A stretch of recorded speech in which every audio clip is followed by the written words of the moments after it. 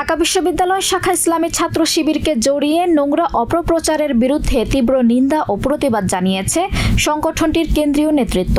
একজন নারী শিক্ষার্থীকে নিয়ে সামাজিক যোগাযোগ মাধ্যমে কুরুচিপূর্ণ মন্তব্যকারী এক শিক্ষার্থীর সাথে শিবিরের সম্পৃক্ততার মিথ্যা তথ্য ছড়িয়ে দিয়েছে ছাত্রদল। এ ঘটনায় 2 সেপ্টেম্বর এক যৌথ বিবৃতিতে ক্ষোভ প্রকাশ করেন ছাত্র শিবিরের কেন্দ্রীয় সভাপতি জাহেদুল ইসলাম ও সেক্রেটারি জেনারেল নুরুল ইসলাম সাদ্দাম। নেতৃবৃন্দ অভিযোগ করে বলেন, বাংলাদেশ জাতীয়তাবাদী ছাত্রদল সম্প্রতি যে প্রেস বিজ্ঞপ্তি দিয়েছে তার সম্পূর্ণ ভিত্তিহীন, বানোয়াট ও রাজনৈতিক উদ্দেশ্য প্রণোদিত। নারী শিক্ষার্থীদের নিরাপত্তাহীনতার দায় এড়াতে ছাত্রদল এখন ঢাকা বিশ্ববিদ্যালয় শাখা ছাত্র শিবিরকে জড়িয়ে নোংরামি করছে।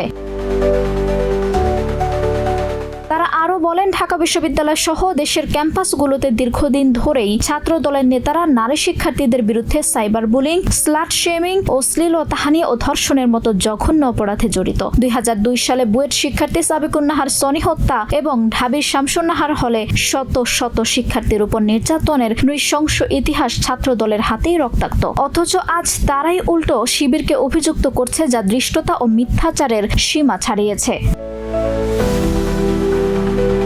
ছাত্র শিবিরের নেতারা স্পষ্ট করে জানান, অভিযুক্ত শিক্ষার্থী কোনোভাবেই শিবিরের সঙ্গে যুক্ত নয়, বরং তার অনৈতিক কর্মকাণ্ডের বিরুদ্ধে সংগঠনটি ইতোমধ্যেই বিশ্ববিদ্যালয় প্রক্টরের কাছে লিখিত অভিযোগ দিয়েছে, যাতে অপরাধীকে শাস্তির আওতায় আনা হয়।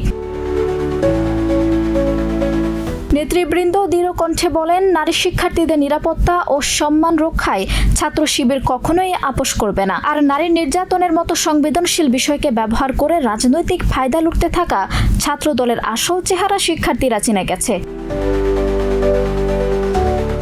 শেষে ছাত্রদলকে হুঁশিয়ারি উচ্চারণ করে বলা হয়, শিবিরকে জড়িয়ে মিথ্যা প্রচারণা বন্ধ করুন।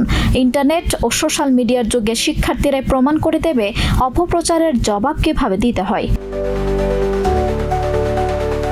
আঞ্জুম হক আরবি, প্রজন্ম 24।